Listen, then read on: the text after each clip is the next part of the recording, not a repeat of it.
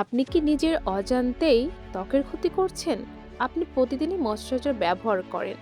কিন্তু কখনো এটা ভেবে দেখছেন যেটা আপনি ত্বকে দিচ্ছেন সেটা কি সত্যিই নিরাপদ? এই ভিডিওটা শেষ পর্যন্ত দেখবেন। কারণ আজ আমি এমন কিছু বলবো যা শুনে অনেকেই অস্বস্তি ফিল করবেন। কিন্তু সত্যি এটাই, আমরা নিজের হাতেই নিজের ত্বকের ক্ষতি করছি। যেগুলো জানার পর আপনি এবং আপনার আগের মতো চোখ বন্ধ করে ময়েশ্চারাইজার ব্যবহার করতে পারবেন না। একটু থামুন, কথাটা হালকাভাবে নিবেন না। আমরা ভাবি ময়েশ্চারাইজার মানেই ভালো জিনিস। দিনে ১ বার, দিনে ২ বার যত বেশি লাগাই ততই ভালো। কিন্তু কেউ আমাদের বলে না যে সব ত্বকের জন্য সব ময়েশ্চারাইজার না, আর ভুল ময়েশ্চারাইজার ব্যবহারের ফলে ত্বক নষ্ট হয়ে যায়। আর সবচেয়ে ভয়ঙ্কর কথা কি জানেন? বেশিরভাগই মানুষই জানে না তাদের স্কিন টাইপ কেমন। চলুন একদম ভিতর থেকে শুরু করি। আমাদের ত্বক একটা জীবন্ত অঙ্গ। এটা কথা বলে কিন্তু আমরা শুনি না। ত্বক যখন বেশি টান ধরে তখন আমরা বলি ড্রাই স্কিন, আর ত্বক যখন তেল ছাড়ে তখন আমরা বলি অয়েলি স্কিন। কিন্তু বাস্তবে ৯০% মানুষই এখানেই ভুল করে। ড্রাই স্কিন আর ডিহাইড্রেট স্কিন এক জিনিস নয়।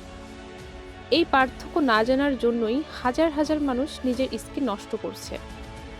ড্রাই স্কিন হচ্ছে ত্বকের প্রাকৃতিকভাবে তেল কম, এবং ডিহাইড্রেটেড স্কিন মানে হচ্ছে ত্বকে পানি কম কিন্তু তেল থাকতে পারে। এখন আপনি যদি ডিহাইড্রেট স্কিনে ভারী তেলে ময়েশ্চারাইজার লাগান, কি হবে জানেন? ত্বক বলবে আমার দরকার পানি, তুমি আমাকে তেল দিচ্ছ কেন? ফলাফল ব্রণ, পোর্স বড় হয়ে যাবে, স্কিন ডাল, ক্লান্ত লাগবে।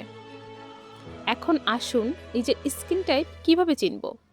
সকালে উঠে মুখ ধুয়ে নেবেন এবং 30 মিনিটের মধ্যে আপনি মুখে কিছুই লাগাবেন না, এবং 30 মিনিটের ভিতরেই ত্বক আপনাকে সব কিছু বলে দিবে।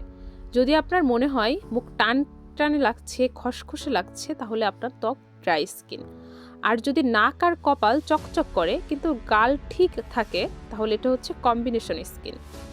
আর যদি পুরো মুখে তেল উঠে আসে, তাহলে এটা হচ্ছে অয়েলি স্কিন।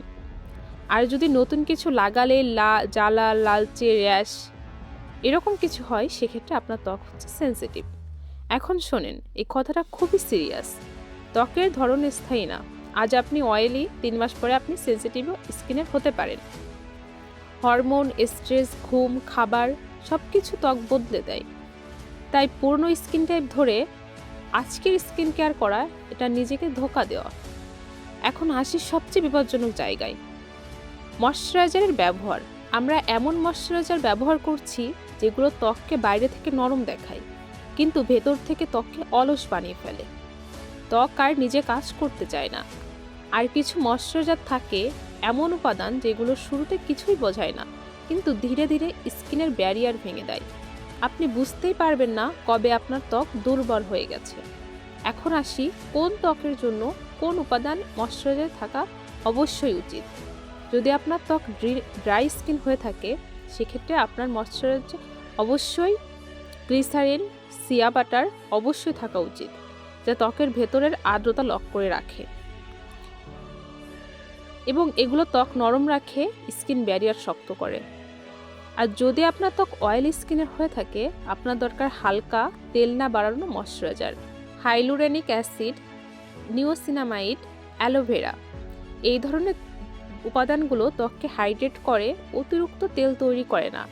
ভারী ক্রিম বা বাটার টাইপের ময়েশ্চারাইজারগুলো অয়েলি স্কিনের ক্ষেত্রে এড়িয়ে চলবেন।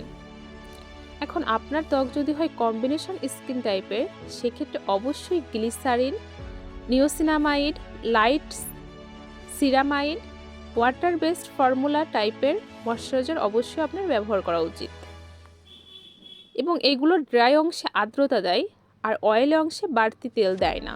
এখন যদি আপনার ত্বক সেনসিটিভ স্কিনের হয়ে থাকে, সেক্ষেত্রে অবশ্যই fragrance free formula, alcohol free, প্যান্থনল, ceramide টাইপের উপাদানগুলো অবশ্যই আপনার ময়েশ্চারাইজার থাকা উচিত। এগুলো আপনার ত্বকের জ্বালা ভাবটা কমাবে, লালচে ভাব শান্ত করবে, এবং ত্বকের জন্য এটা খুবই নিরাপদ। এখন মনে রাখবেন, সব ত্বকের জন্য একই ময়েশ্চারাইজার কাজ করে না। আপনার ত্বকের ধরন বুঝে উপাদান বেছে নিলেই স্কিন কেয়ার সত্যি কাজ করে।